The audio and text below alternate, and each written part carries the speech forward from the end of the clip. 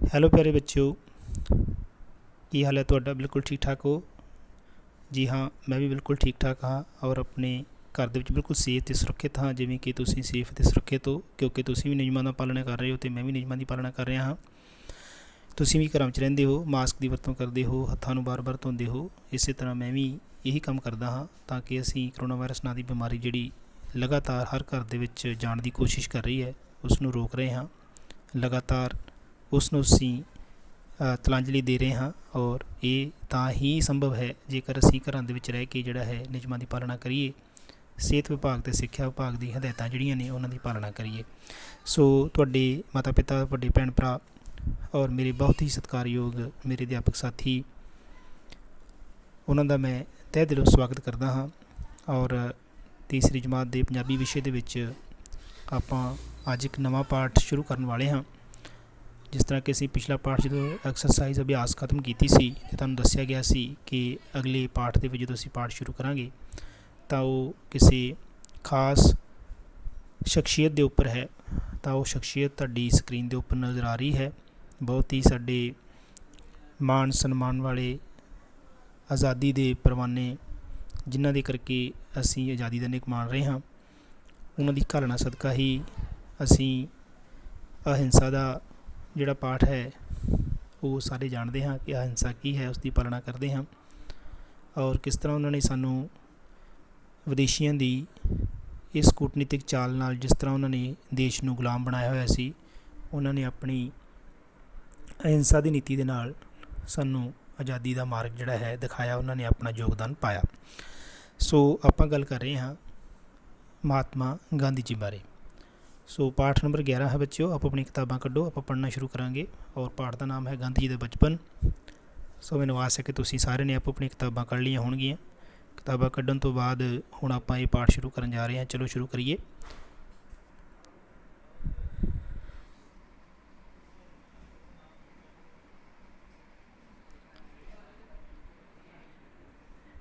ਮਹਾਂਪੁਰਖ ਆਪਣੇ ਚੰਗੇ ਅਸੂਲਾਂ ਕਰਕੇ ਮਹਾਨ ਬਣਦੇ ਹਨ। ਉਹ ਆਪਣੀਆਂ ਗਲਤੀਆਂ ਸੁਧਾਰਦੇ ਰਹਿੰਦੇ ਹਨ, ਆਪਣੇ ਜੀਵਨ ਦੀਆਂ ਘਟਨਾਵਾਂ ਤੋਂ ਸਬਕ ਸਿੱਖਦੇ ਹਨ। ਮਹਾਤਮਾ ਗਾਂਧੀ ਵਿੱਚ ਇਸ ਤਰ੍ਹਾਂ ਦੇ ਸਾਰੇ ਗੁਣ ਮੌਜੂਦ ਸਨ,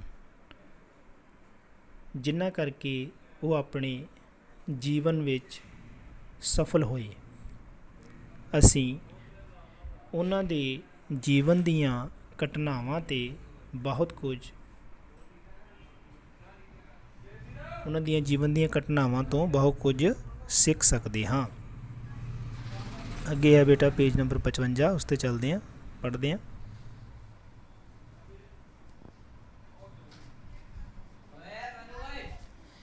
ਬਚਪਨ ਵਿੱਚ ਮਹਾਤਮਾ ਗਾਂਧੀ ਬੁਰੀ ਸੰਗਤ ਵਿੱਚ ਪੈ ਗਏ।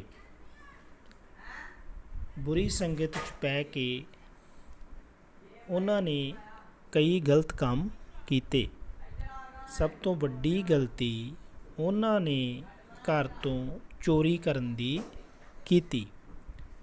ਉਹਨਾਂ ਨੇ ਆਪਣੇ ਹੀ ਘਰ ਵਿੱਚ ਸੋਨੇ ਦਾ ਇੱਕ ਗਹਿਣਾ ਚੁਰਾਇਆ।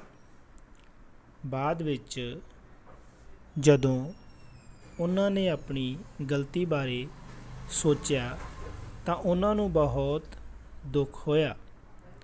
ਉਹਨਾਂ ਨੇ ਆਪਣੇ ਮਨ ਵਿੱਚ ਪ੍ਰਣ ਕੀਤਾ ਕਿ ਅੱਗੇ ਤੋਂ ਕਦੇ ਚੋਰੀ ਨਹੀਂ ਕਰਨਗੇ।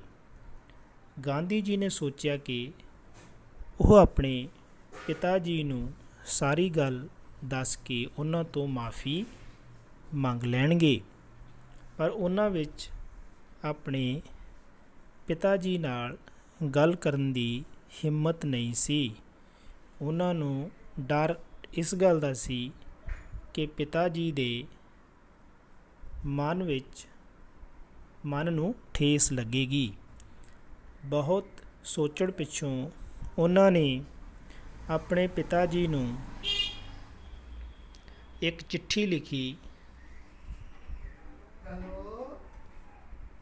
ਉਸ ਵਿੱਚ ਉਹਨਾਂ ਨੇ ਆਪਣੀ ਗਲਤੀ ਦਾ ਪੂਰਾ ਬਿਆਨ ਲਿਖ ਦਿੱਤਾ। ਗਲਤੀ ਦੀ ਮਾਫ਼ੀ ਮੰਗੀ ਅਤੇ ਨਾਲ ਹੀ ਇਸ ਗਲਤੀ ਬਦਲੇ ਠੀਕ ਸਜ਼ਾ ਦੇਣ ਦੀ ਮੰਗ ਵੀ ਕੀਤੀ। ਮੈਂ ਥੋੜ੍ਹਾ ਜਿਹਾ ਰੋਕਦਾ ਬੇਟਾ ਇੱਥੇ, ਤੁਹਾਨੂੰ ਸਮਝੋ ਗੱਲ ਨੂੰ।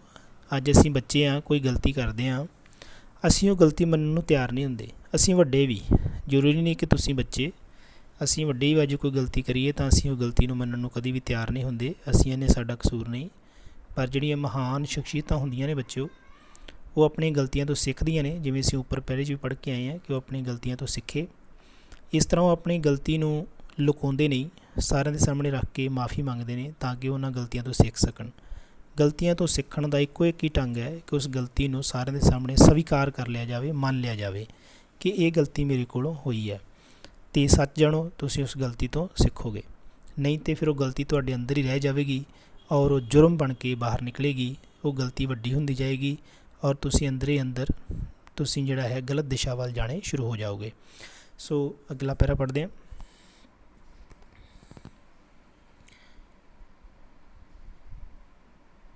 ਉਹਨਾਂ ਦਿਨਾਂ ਵਿੱਚ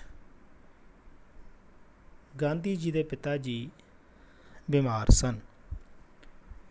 ਬਿਮਾਰੀ ਕਰਕੇ ਉਹ ਬਿਸਤਰੇ 'ਤੇ ਲੇਟੇ ਹੋਏ ਸਨ। ਗਾਂਧੀ ਜੀ ਨੇ ਉਹ ਚਿੱਠੀ ਆਪਣੇ ਪਿਤਾ ਜੀ ਦੇ ਹੱਥ ਵਿੱਚ ਫੜਾ ਦਿੱਤੀ ਅਤੇ ਉਹ ਉਹਨਾਂ ਦੀ ਮੰਜੀ ਦੇ ਕੋਨੇ 'ਤੇ ਬੈਠ ਗਿਆ। ਮੰਜੀ ਦੇ ਕੋਨੇ 'ਤੇ ਉਹ ਬੈਠ ਗਏ। ਉਹਨਾਂ ਦਾ ਸਰੀਰ ਡਰ ਨਾਲ ਕੰਬ ਰਿਹਾ ਸੀ। ਪਿਤਾ ਜੀ ਨੇ ਜਦੋਂ ਉਹ ਚਿੱਠੀ ਪੜ੍ਹੀ ਤਾਂ ਉਹ ਰੋ ਪਏ।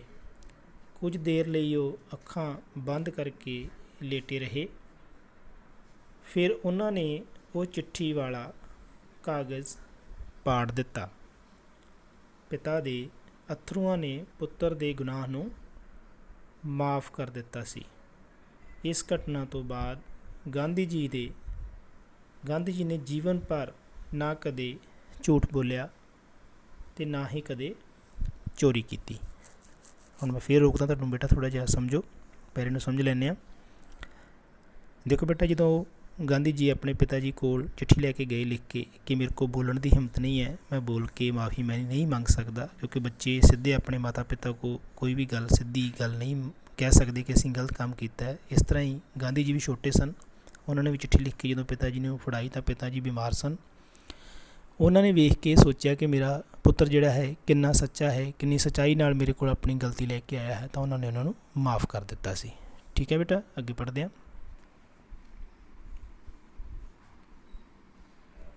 ਅੱਗੇ ਬੇਟਾ ਪੇਜ ਨੰਬਰ 56 ਹੈ, ਉਸ 'ਤੇ ਆ ਗਿਆ ਹਾਂ ਮੈਂ।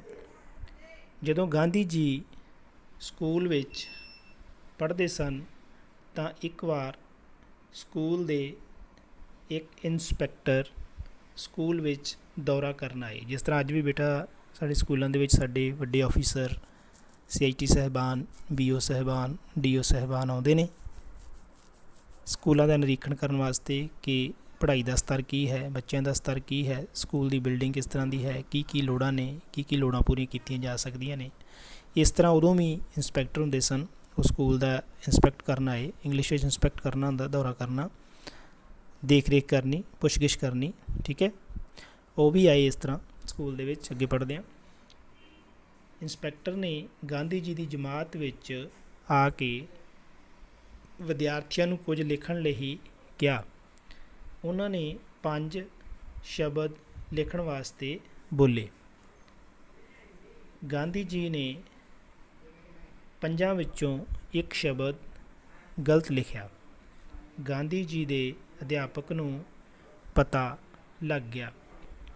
ਅਧਿਆਪਕ ਨੇ ਇਸ਼ਾਰੇ ਨਾਲ ਗਾਂਧੀ ਜੀ ਨੂੰ ਨਾਲ ਬੈਠੇ ਬੱਚੇ ਦੀ ਨਕਲ ਕਰਨ ਲਈ ਕਿਹਾ ਤਾਂ ਜੋ ਉਹ ਆਪਣੇ ਆਪ ਆਪਣਾ ਗਲਤ ਲਿਖਿਆ ਸ਼ਬਦ ਠੀਕ ਕਰ ਸਕੇ। ਗਾਂਧੀ ਜੀ ਨੇ ਅਜਿਹਾ ਨਹੀਂ ਕੀਤਾ।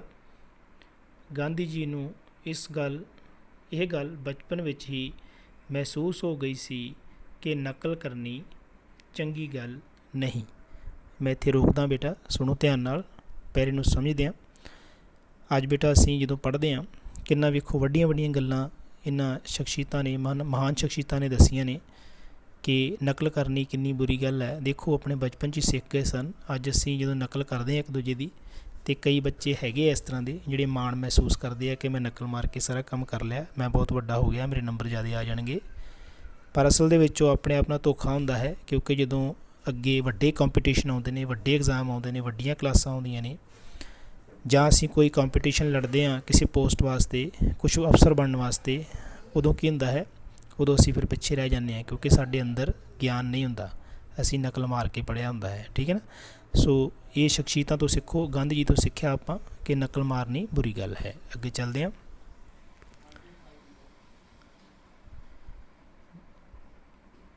ਗਾਂਧੀ ਜੀ ਨੂੰ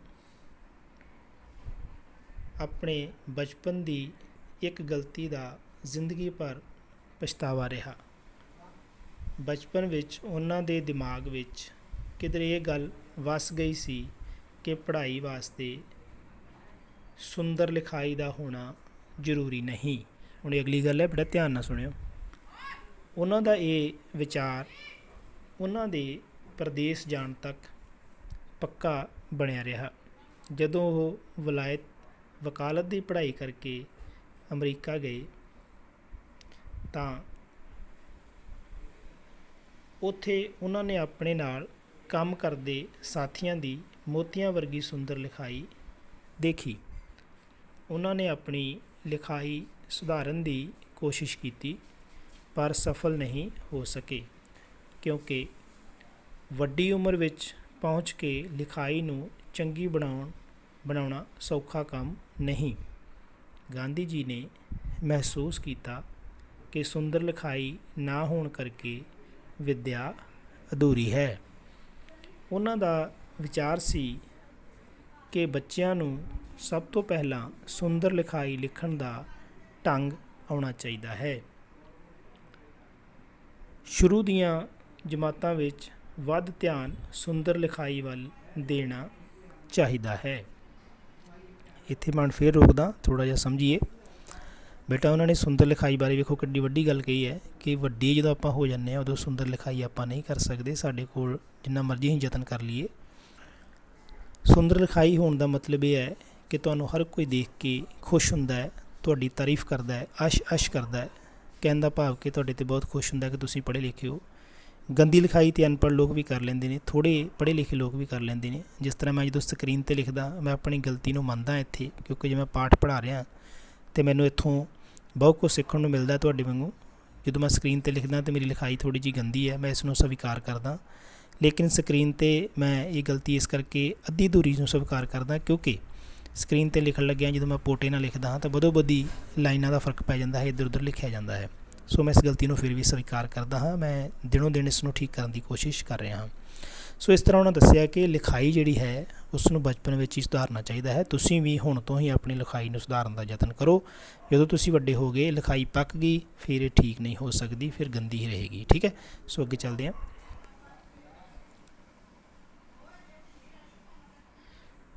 ਗਾਂਧੀ ਜੀ ਦੂਜਿਆਂ ਵਿੱਚੋਂ ਨੁਕਸ ਨਹੀਂ ਸਨ ਲੱਭਦੇ, ਦੂਜਿਆਂ ਦੀ ਨਿੰਦਾ ਨਹੀਂ ਸਨ ਕਰਦੇ, ਕਿਸੇ ਦੀ ਬੁਰਾਈ ਨਹੀਂ ਸੁਣਦੇ ਸਨ। ਆਪਣੇ ਇਹਨਾਂ ਚੰਗੇ ਗੁਣਾਂ ਕਰਕੇ ਜੀਵਨ ਵਿੱਚ ਸਫਲ ਹੋਏ ਅਤੇ ਲੋਕਾਂ ਦੇ ਅਥਾਹ ਪਿਆਰ ਅਤੇ ਆਦਰ ਪਾਉਂਦੇ ਰਹੇ। ਸੋ ਇਹਨਾਂ ਮਹਾਨ ਸ਼ਖਸੀਅਤਾਂ ਦਾ ਇੱਕੋ ਇੱਕ ਹੀ ਗੁਣ ਹੁੰਦਾ ਹੈ ਕਿ ਜਦੋਂ ਇਹ ਸੱਚ ਬੋਲਦੇ ਆ, ਝੂਠ ਨਹੀਂ ਬੋਲਦੇ, ਆਪਣੀ ਗਲਤੀਆਂ ਤੋਂ ਸਿੱਖਦੇ ਆ, ਤਾਂ ਦੇਖੋ ਹਰ ਪਾਸੇ ਉਹਨਾਂ ਦਾ ਮਾਣ ਸਤਿਕਾਰ ਹੁੰਦਾ ਹੈ। ਅੱਜ 70-80 ਸਾਲ ਸਾਡੀ ਆਜ਼ਾਦੀ ਨੂੰ ਬੇਟਾ ਹੋ ਗਏ ਹੈ। ਇਹਨਾਂ 17 ਸਾਲਾਂ ਦੇ ਵਿੱਚ ਅਸੀਂ ਦੇਖਿਆ ਕਿ ਕਿਸ ਤਰ੍ਹਾਂ 70-72 ਸਾਲਾਂ ਦੇ ਵਿੱਚ ਅਸੀਂ ਇਹਨਾਂ ਸ਼ਖਸੀਅਤਾਂ ਨੂੰ ਅੱਜ ਵੀ ਯਾਦ ਕਰਦੇ ਹਾਂ। ਕਾਰਨ ਇਹੋ ਹੀ ਹੈ ਕਿ ਇਹਨਾਂ ਸ਼ਖਸੀਅਤਾਂ ਦਾ ਜੀਵਨ ਬੜਾ ਉੱਚਾ ਸੀ। ਇਹ ਸੋਚਦੇ ਸਨ, ਗਲਤੀਆਂ ਤੋਂ ਸਿੱਖਦੇ ਸਨ, ਆਪਣੀ ਗੱਲ ਸਪਸ਼ਟ ਰੂਪ ਸਾਹਮਣੇ ਰੱਖਦੇ ਸਨ, ਪੜ੍ਹਦੇ ਸਨ, ਗਿਆਨਵਾਨ ਸਨ ਔਰ ਹਮੇਸ਼ਾ ਬੁਰਾਈ ਤੋਂ ਦੂਰ ਰਹਿੰਦੇ ਸਨ। ਬੁਰੀ ਗੱਲ ਕਹਿਣ ਵਾਲੇ ਇਨਸਾਨ ਦੇ ਲਾਗੇ ਵੀ ਨਹੀਂ ਸਨ ਬੈਠਦੇ। ਉਹਨਾਂ ਨੂੰ ਕਹਿੰਦੇ ਸਨ ਕਿ ਬੁਰੀ ਕਰਨ ਤੋਂ ਪਹਿਲਾਂ ਆਪਣੇ ਆਪ ਨੂੰ ਸੋਚੋ, ਆਪਣੇ ਆਪ ਦੀ ਪੜਚੋਲ ਕਰੋ। ਸੋ ਪਿਆਰੇ ਬੱਚਿਓ, ਅੱਜ ਅਸੀਂ ਇਹ ਪਾਠ ਪੜ੍ਹਿਆ। ਮੈਨੂੰ ਆਸ ਹੈ ਕਿ ਤੁਸੀਂ ਗਾਂਧੀ ਜੀ ਦਾ ਬਚਪਨ ਪਾਠ ਦੇ ਵਿੱਚੋਂ ਜਿਹੜੀਆਂ ਉਹਨਾਂ ਬਚਪਨ ਵਿੱਚ ਗਲਤੀਆਂ ਕੀਤੀਆਂ ਸਨ ਉਹਨਾਂ ਬਾਰੇ ਵਿਸਥਾਰ ਨਾਲ ਜਾਣਕਾਰੀ ਲਈ। ਤੁਸੀਂ ਘਰ ਦਾ ਕੰਮ ਕੀ ਕਰਨਾ ਹੈ, ਜਿੰਨੀਆਂ ਗਾਂਧੀ ਜੀ ਦੇ ਬਚਪਨ ਦੀਆਂ ਗਲਤੀਆਂ ਨੇ ਇੱਕ ਪੇਜ 'ਤੇ ਲਿਖ ਕੇ ਆਪਣੇ ਅਧਿਆਪਕ ਸਾਹਿਬਾਨਾਂ ਨੂੰ ਭੇਜਣੀਆਂ ਨੇ ਕਿ ਗਾਂਧੀ ਜੀ ਨੇ ਇਹ ਗਲਤੀਆਂ ਬਚਪਨ ਵਿੱਚ ਕੀਤੀਆਂ ਸਨ ਅਤੇ ਉਹਨਾਂ ਨੇ ਸੁਧਾਰ ਕਿਸ ਤਰ੍ਹਾਂ ਕੀਤਾ ਸੀ, ਉਸ ਨੂੰ ਵੀ ਨਾਲ ਲਿਖ ਕੇ ਤੁਸੀਂ ਭੇਜਣਾ ਹੈ, ਤਾਂ ਕਿ ਉਹ ਚੰਗੀ ਤਰ੍ਹਾਂ ਦੇਖ ਸਕਣ ਕਿ ਤੁਸੀਂ ਪਾਠ ਚੰਗੀ ਤਰ੍ਹਾਂ ਪੜ੍ਹਿਆ ਹੈ। ਬਹੁਤ ਬਹੁਤ ਸ਼ੁਕਰੀਆ ਤੁਹਾਡੇ ਮਾਪੇ ਸਾਹਿਬਾਨਾਂ ਦਾ, ਵੱਡੇ ਭੈਣ ਭਰਾਵਾਂ ਦਾ ਅਤੇ ਬਹੁਤ ਸਤਿਕਾਰਯੋਗ ਮੇਰੇ ਅਧਿਆਪਕ ਸਾਥੀਆਂ ਦਾ, ਜਿਹੜੇ ਇਸ ਵੀਡੀਓ ਨਾਲ ਜੁੜੇ ਨੇ। ਕਿਰਪਾ ਕਰਕੇ ਇਸ ਵੀਡੀਓ ਨੂੰ ਸ਼ੇਅਰ ਕਰੋ ਤਾਂ ਕਿ ਚੰਗੀ ਤਰ੍ਹਾਂ ਪੜ੍ਹਿਆ ਹੋਇਆ ਪਾਠ ਬੱਚਿਆਂ ਤੱਕ ਪਹੁੰਚ ਸਕੇ। ਬੱਚੇ ਗਾਂਧੀ ਜੀ ਦੀਆਂ ਗਲਤੀਆਂ ਤੋਂ ਕੁਝ ਸਿੱਖ ਸਕਣ, ਜੋ ਮੈਂ ਗਲਤੀਆਂ ਸਵੀਕਾਰ ਕੀਤੀਆਂ ਨੇ ਮੇਰੀਆਂ ਗਲਤੀਆਂ ਤੋਂ ਵੀ ਸਿੱਖ ਸਕਣ ਕਿ ਇੱਕ ਅਧਿਆਪਕ ਹੋਣ ਦੇ ਨਾਤੇ ਗਲਤੀ ਸਵੀਕਾਰ ਕਰਨਾ ਜਿੰਨਾ ਜ਼ਰੂਰੀ ਹੈ, ਓਨਾ ਹੀ ਬੱਚਿਆਂ ਵਾਸਤੇ ਗਲਤੀ ਨਾ ਕਰਨਾ ਜ਼ਰੂਰੀ ਹੈ। ਠੀਕ ਹੈ। ਸੋ ਮੈਂ ਆਸ ਕਰਦਾ ਹਾਂ ਕਿ ਤੁਸੀਂ ਇਹ ਵੀਡੀਓ ਹਰ ਬੱਚੇ ਤੱਕ ਪਹੁੰਚਾਓਗੇ ਔਰ ਉਸ ਨੂੰ ਗਾਂਧੀ ਜੀ ਦਾ ਬਚਪਨ ਪਾਠ 11 ਜਿਹੜਾ ਹੈ ਉਸ ਨਾਲ ਜੋੜੋਗੇ, ਉਹਨਾਂ ਨੂੰ ਪੜ੍ਹਨ ਅਭਿਆਸ ਵਿੱਚ ਮਦਦ ਕਰੋਗੇ। ਅਗਲੀ ਵੀਡੀਓ 'ਚ ਫਿਰ ਮੁਲਾਕਾਤ ਹੋਵੇਗੀ। ਤੁਹਾਡਾ ਸਾਰਿਆਂ ਦਾ ਬਹੁਤ ਬਹੁਤ ਧੰਨਵਾਦ। ਸਾਰਿਆਂ ਨੂੰ ਬਹੁਤ ਬਹੁਤ ਪਿਆਰ। ਬੱਚਿਆਂ ਨੂੰ, ਅਧਿਆਪਕ ਸਾਥੀਆਂ ਨੂੰ ਸਤਿ ਸ਼੍ਰੀ ਅਕਾਲ।